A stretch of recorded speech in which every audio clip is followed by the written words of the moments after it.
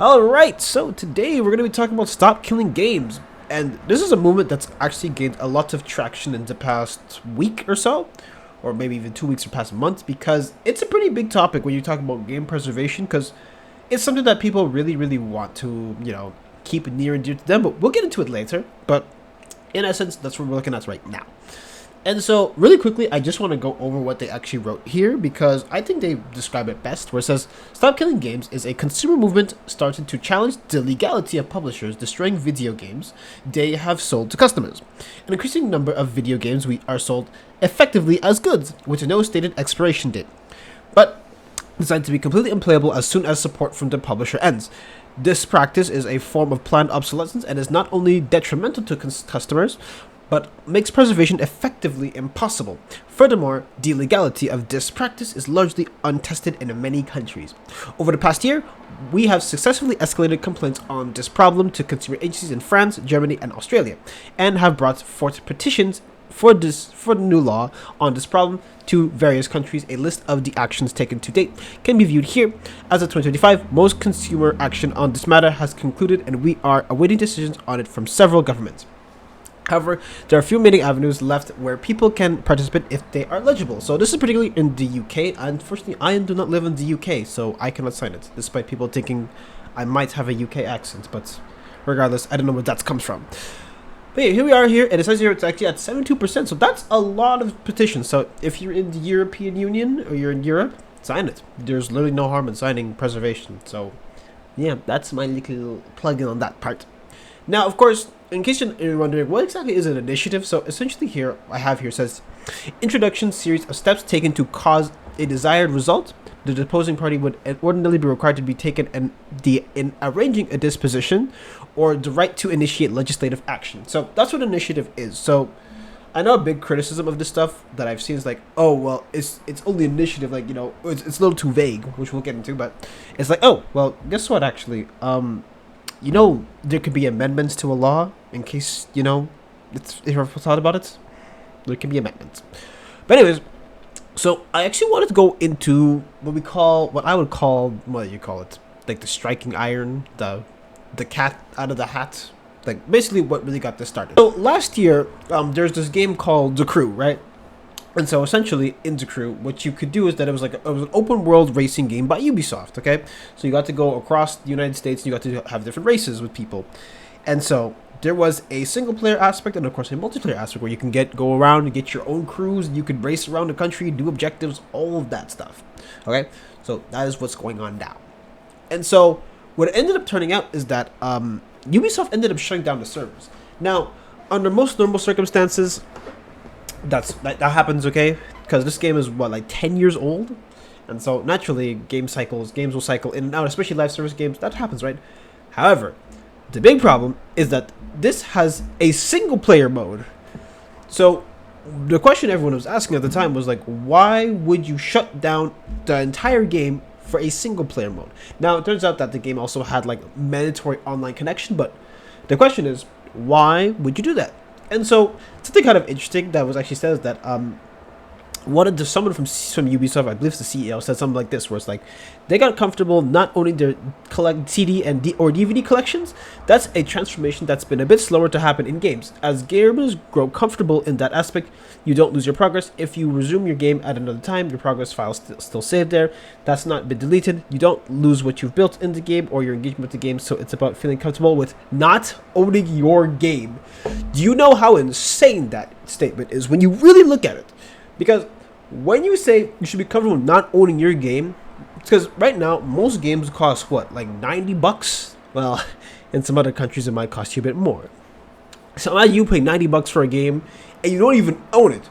That's what doesn't sit right with a lot of people. Because for example here, I haven't bought a lot of games as of recently, but for example, I bought a game on Steam a while ago. I bought Batman Arkham Origins, right? So it's just sitting there. I mean, I think Steam's a little bit different, but either way, I technically don't own Arkham Origins on my computer. I own a license to play Arkham Origins. I believe that's how it works, but correct me if I'm wrong. If it's still Steam, it's a bit different. But regardless, I technically don't own the game. So, however, say this new game coming out, Ninja Gaiden 4 is coming out in October. Guess what? As far as I'm concerned right now, that is a single player game, and I'm going to buy the disc version. And guess what? Well, hold on, that's 96 bucks, or technically $100 if we really want to be petty. That's going to that game. I own the game, so if I want to break it, if I want to shoot it, if I want to toss it into some lava, that's my prerogative, okay? Because that means that I don't have. That means I don't really, what I mean? I own the game. I can do whatever I want. I can even resell it. So the fact that Ubisoft had the nerve to say you should be feeling comfortable not owning your game is ridiculous, especially because these games are not cheap. It's not like you're paying $2. And on top of that, a big problem is when it comes down to game life cycles, you're never told when the game's going to shut down. Of course, none of us have future sight where we can see into the future, right? So that's fine. But the problem is that there's no alternatives when it comes down to it. So if a game shuts down, you paid your $80 or $60 at the time, and it means you just didn't own it.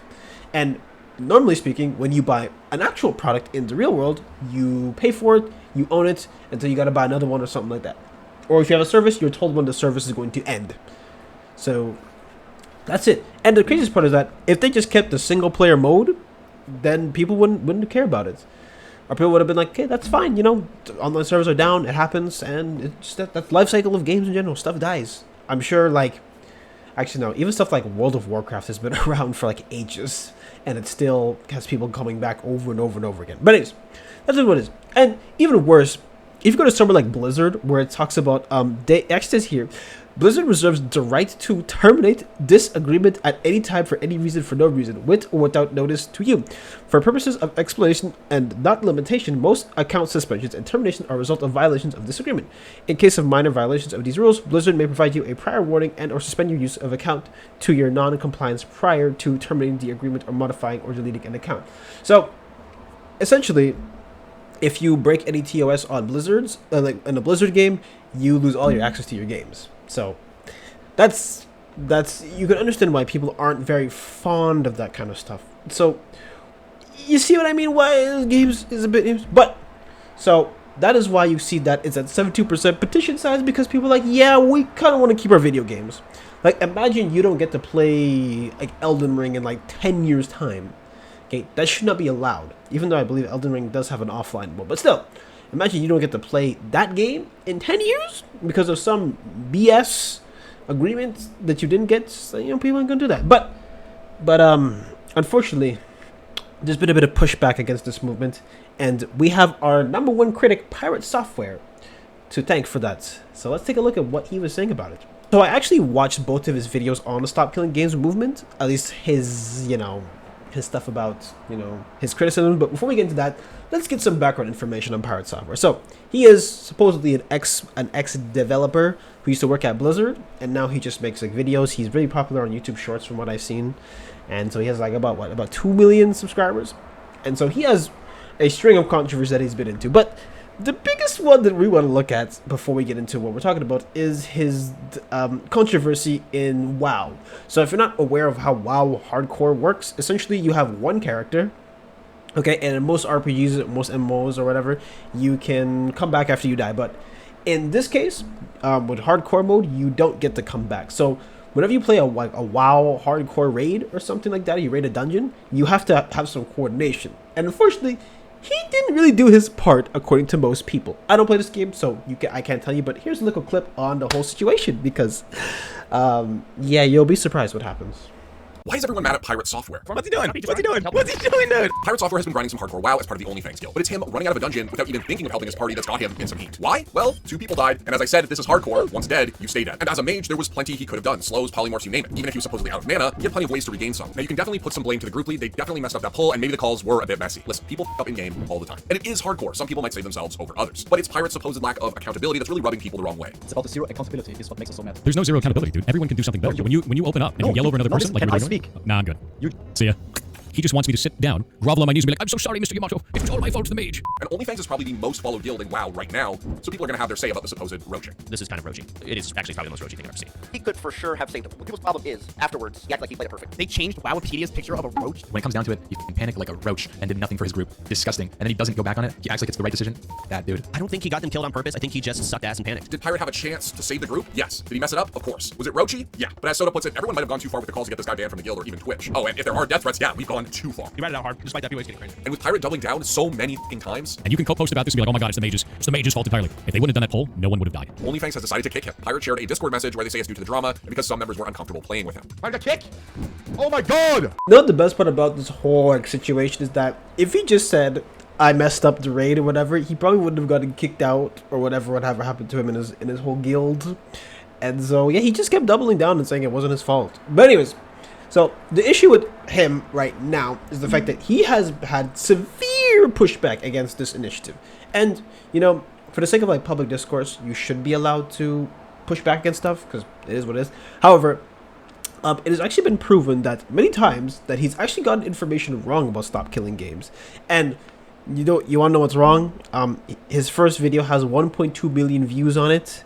So that's 1.2 million people who have seen the video and might have heard wrong stuff. And his second video got about 500 or like 600,000 views on it. So that's, yeah. And so interestingly enough, I'm going to go to the 4 points that he mentioned really quickly before we're going to read some tweets and stuff. But there's four big points that I want to go through before we really, dabble into this whole stuff. Because from what I've understood, he gets some stuff wrong that the initiative's not about. But regardless, we'll do that in a bit. So first, let's look at his tweet. So here he says, let's dig into what I actually said. I put out 2 videos, August 6th and August 7th. These videos are linked at the bottom of this post. Many people have not watched them and are just calling me a liar or attacking my character. Give the videos a watch, read the initiative itself, make a conclusion that you aren't copying and pasting from social media. Monetization on these videos is disabled, so no, this is not some ploy to increase revenue. I just care about the subject and have rightful concerns as a person working in this space. Yeah, so I don't know why he mentioned monetization, like that matters. If you're going to public discourse, I mean, who cares? Matter of fact, I should be making money off of you people. I'm putting my time into this. I'm partially kidding, guys. I don't make money off these videos. Or do I? Sorry, I get distracted sometimes. Anyways, it says here, in the first video, I go through what an initiative is, how it's not law, how it's a starting point for this entire process. I'm glad we agree, because, yeah. This helps people understand that this is to start the conversation for change and can adapt later. I then go through the initiative and some of its goals from the initial page for it. I talk about the repercussions of them should they be implemented. As written, all games need to be left in a functional, playable state. Next, I bring up the crew and walk through the business around it, the sequels, and the size of the player base at time of sunset. I did this because it was called out by this initiative by an example of publishers destroying a game. I also harshly critique Ross Scott's wording in his videos because they disparage the lawmaking process and lawmakers, which doesn't benefit players or this movement in any way. So before we get into it, I actually do want to address something in this post that's a bit weird that he mentioned. He says here, he talks about like the size of a player base at the time of sunset. In my honest opinion, okay, it's just me, I'm not debunking anything, but he says the size of the player base times. I don't care if a game has 2 players left online. Why would you want to nuke it? Like, you should be allowed to keep a game, like, playable after people are done with it, okay? And just leave a single player experience. I don't understand how that is so difficult. I don't care if half a person's playing the game. You should have the option to play it. That's basically what this movement's asking for. It's for the option to play it. So it's just weird that he's really harpooning on this point. So it's just weird that he mentions that, but we'll get into it. So it also says here, in the second video, I talked about potential scenarios where a studio could be abused if the initiative was implemented as written. It has new paths for abuse, and that needs to be discussed to help hone this initiative into something that would do good without doing harm. I then explained that very few people in the game development space can actually discuss this from the other side due to fear of losing their jobs. A studio is much safer in silent dissent than they are discussing the drawbacks of your ideals. The recent attacks on our games is obvious evidence of this. So, okay, there's my one problem with this is that if you're going to take such a stance with this, and this is what my big problem with this, is just that why don't you go ask for some anonymous tips for some developers and say, hey, why they would disagree with this. Do you know how simple it would be if he just did that? But he doesn't. He never did it. Okay, I did some research. I could find it. He talks about from him being a developer, which is fine, but we don't hear about other developers talking or any anonymous tips. So yeah. Anyways, just want to point that out there because it's kind of weird. And like all of his criticisms, like he literally says that. So, anyways, so the 4 main points we're going to look at is, so the first one here, he says, so his first point is that it says it's vague. That's his first point. Second point, he talks about the crew being online only. But there is a single player campaign, which is like the big contention with that. He says like, he also has this belief that live service games need to be held up indefinitely. And the fourth one is going to be a surprise, by the way. So let's just go through it really quickly because I just want to go through these points like rapid fire. Because, of course, Ross from Across Farms already did a video on this, so I'm going to link it down in the description below to like watch the full video. But I'm going to try to condense some of the big points. So here, so his first point is that he says, well, it's vague. Vague, too vague, very vague and vague. It's vague, that is vague. Too vague, vaguely vague, incredibly vague, vaguely worded, vague. This is So if we actually go back and read the first line, it says here, is a consumer movement started to challenge the legality of publishers destroying video games they have sold to customers. Oh, well, that actually was pretty quick, actually. None more than that. It's not that vague in the first place. We want to preserve video games? That's pretty straightforward to me. Unless he can't read, but regardless, I'm sure he can. But next point. It was an online-only racing video game developed by Ubisoft Ivory Tower and Ubisoft Reflections and published by Ubisoft. So all Ubisoft, right? With that in mind, it said it was a scaled-down recreation of the contiguous United States and included both role-playing and large-scale multiplayer elements. So it had a massive multiplayer component to it. It is an online-only service-based game, and they shut it down 10 years later. On March 31st, 2024, Ubisoft shut down the game's servers, rendering the game unplayable, which is normal for live service games. The only thing that I can see in here that could be a problem is if they post it as not an online-only experience. But everything that I found online shows that the game was always marketed as online only. If you're going to be buying an online-only game, that means it can only run when it's online. And if the server... If you actually go to the Wikipedia page that he is referencing, it actually says underneath it, and I watched this video, it says here, the single-player campaign was up to 20 hours long. I'll read it to you one more time. The single-player campaign was up to 20 hours long. So you can market this as online only as much as you want, but the fact that if they want it to be 100% online, why is there a single-player campaign in the crew? Why would they put that in there? Okay? I'm trying to figure out what is the point? You know what I mean?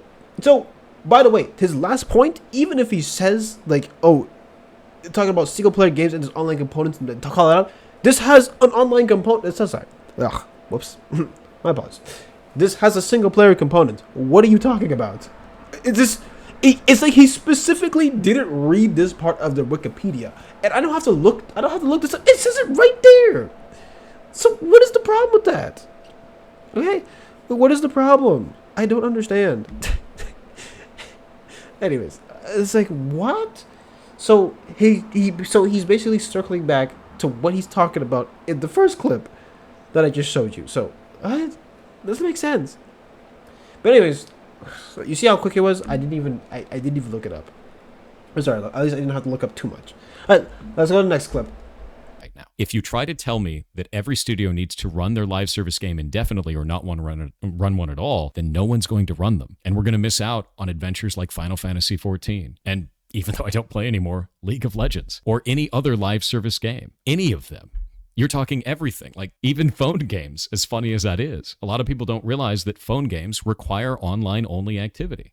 What about things like Pokemon Go? So, ironically, from my understanding and from what I've watched, and I went over it a few times, but Ross is not saying here to leave online games or online service games open indefinitely. That's not what it's been asked. It says here, it says in his own tweet. Well, the tweet was later, but point it says here, as when all games need to be left in a functional, playable state. What does that mean? That just means that you just have to leave it so people can get on it whenever they want. Okay? If you want to play League of Legends, God forbid, and like 10 years later, and Riot's not holding up the servers anymore, you should be allowed to go and play League of Legends regardless of it's online or not. Now, is it going to be as good as like the original? Good as putting it lightly, but is it gonna be like what the experience initially? No, but you should be allowed to. And by the way, there's so many fan games or fan servers being held up. So to me, it doesn't make sense that he's so worried about online games being infinitely playable, because that's not what the initiative's about. And he does this a lot, by the way. Like, he does it over and over and over again. And even when you go to the video itself where he's reacting, he literally says what initiative would not do. Let's read the first line. It says, require publishers to give up intellectual property rights, require publishers to give up source code, require endless support. So he reads it later on and he still misses it. Does that make any sense to you? So live service games are not being held up indefinitely, because eventually, yeah, those games are going to get taken down. We know this. But, you know, we should be allowed to go back and play the game regardless. And that's what it is. And the biggest problem in gaming right now is the fact that you're not told when a game is going to end. Like the game you're watching me play right now, I'm probably playing Zenless Zone Zero, okay? If Hoyoverse was supposed to shut down this game, that's it for me. And by the way, I've never paid any money to this game, but that still sucks for like people who put money into the game and they don't get to go back and play it again. That sucks. So why is it that this is so, like, why is it that this, he doesn't like this stuff? But what if I told you the ultimate twist?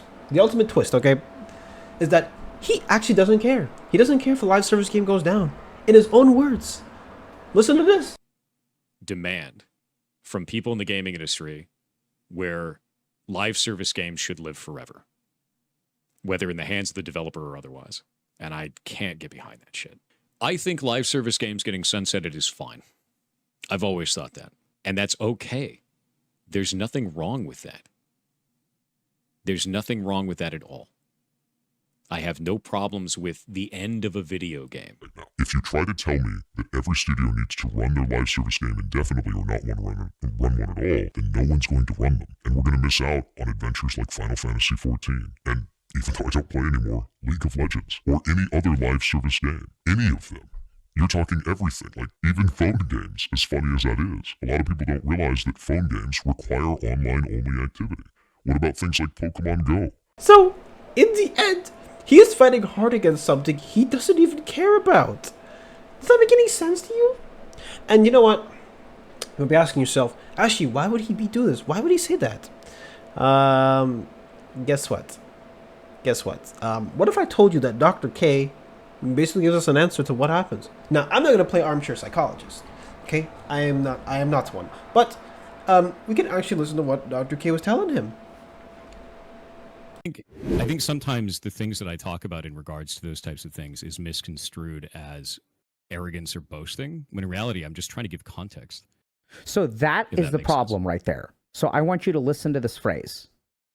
Sure. This gets misconstrued as arrogance, but in reality, it's this. Yeah. That is the most arrogant statement on the planet, bro. Like, tell me I'm wrong. Okay. I don't see it that way, but all right. Right? So, oh yeah, so you don't see it that way. You're wrong. No.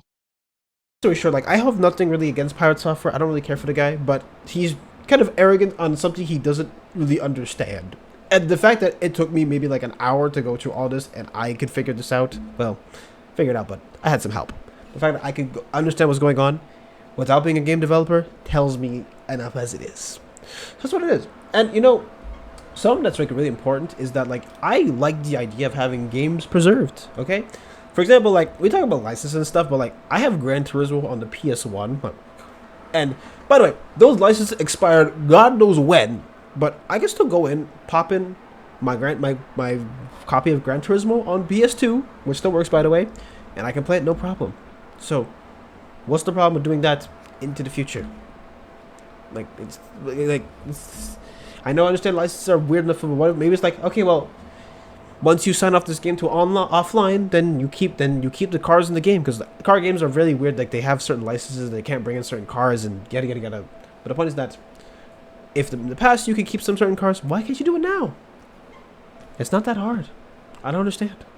And the important part too is that when it comes down to games preservation as well, you want to be able to go back and play some of these older games because, you know, that's like living history right there. Even if you don't care about this stuff. But the point is that we should always be given the option to go back and go listen to and test stuff. Stuff like music and stuff like new movies, you can go back and find old movies from like the 1950s and still watch it. You can go back and have music from, I don't know, the early 1900s. You can still do it. So why can't that be the same for video games? It's not that crazy. And the worst part is that, like, I wouldn't mind being like online only video games if there was just some kind of safety net in order to do that. But there isn't. That's why I will still buy games that I really want. I will buy a physical copy of it. Because why not? The whole game can be put on a disc. I don't want to buy a license in order to play a game. That doesn't make sense. So, to me, Stop Killing Games is a pretty good movement. Why? Because literally everybody benefits from it and nobody doesn't benefit from it, okay? And it's not like the developers or whatever are going to need to spend like $40 million to keep up a game running. No. And most games that are built have a 1.0 patch anyways. Unless it's online only. But regardless, there's still a 1.0 patch somewhere. So, you can just sell that. So, is what it is. But anyways, either way though, even though I can't sign this initiative, I am still gonna, give you guys a link to it down below because I believe it's an initiative that's important. And the reason why I'm really much in favor about this initiative is that, one, this could have a ripple effect on a lot of other stuff because other industries as well have issues like this. So if stuff like video games get preserved properly, we might see even some tech companies have to be like, okay, we don't have to do this. We could have to do something else a bit differently. But that's really where I stand on it. So it's pretty interesting to see how far it's gotten. And this could be good for the future. So yeah. So don't let one person stop you from signing a petition. So I suggest do your own research, okay? But with that being said, if you enjoyed this video, make sure to like, comment, and subscribe, follow my social description below. But I'll see you in the next video. So ciao.